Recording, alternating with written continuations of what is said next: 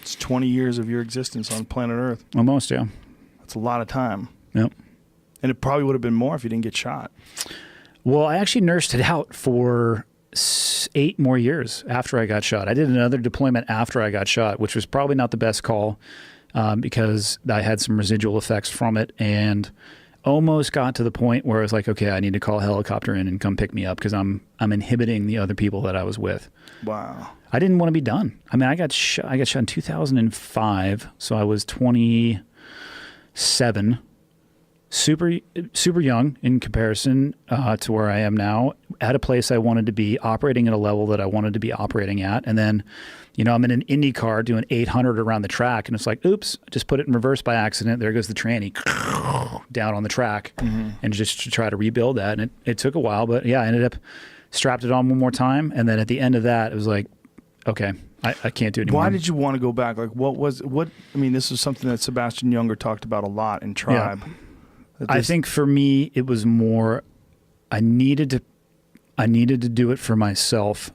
When I got shot, it scared the shit out of me. There's a lot of times in the movies, there's this just blind heroism and it doesn't matter what's going on. And you're like, I'm just going to run through the hail of bullets. Well, I was flat on my back.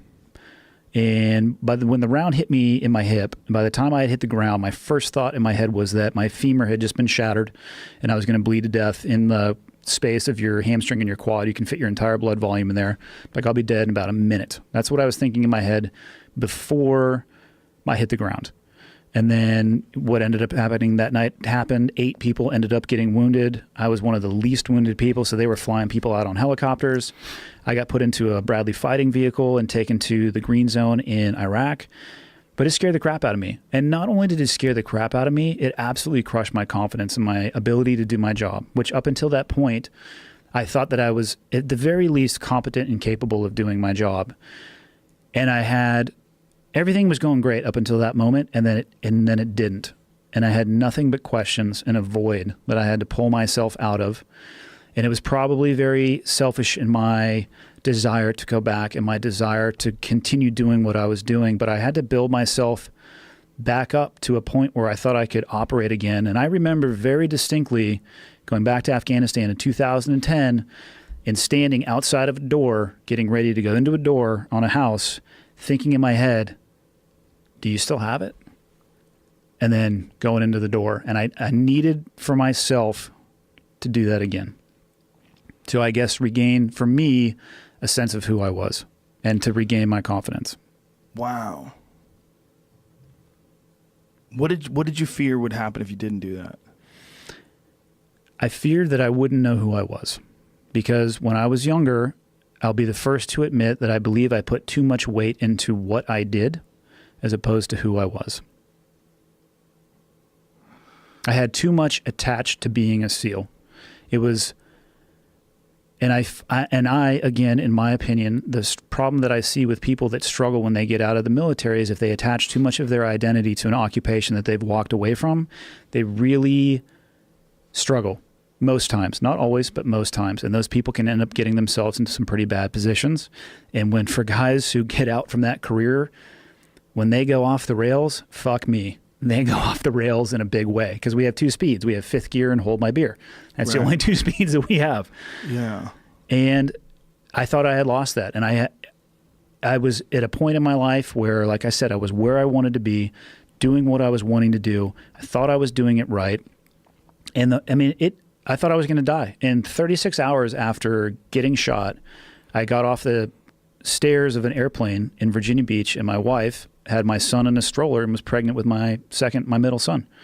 It just was such a bizarre series of events that happened so quickly. And I went from going so fast to nowhere, to having nothing to do, to not understanding why I couldn't train my body to get back to where I was.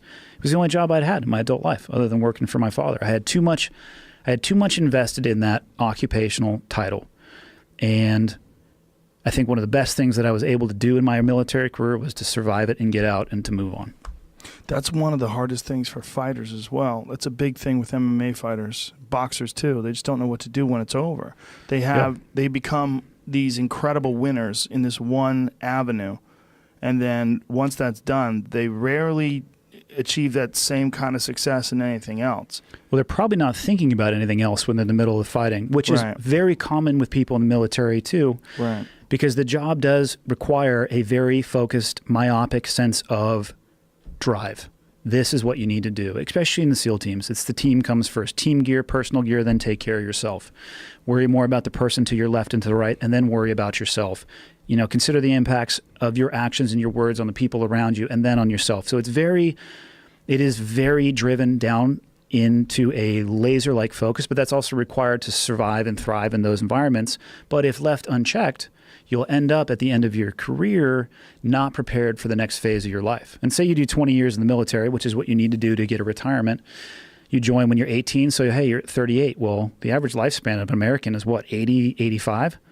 You got a lot of time left. What are you going to do? And if you haven't thought about it, I see guys who struggle. I see guys, and I struggle myself, but I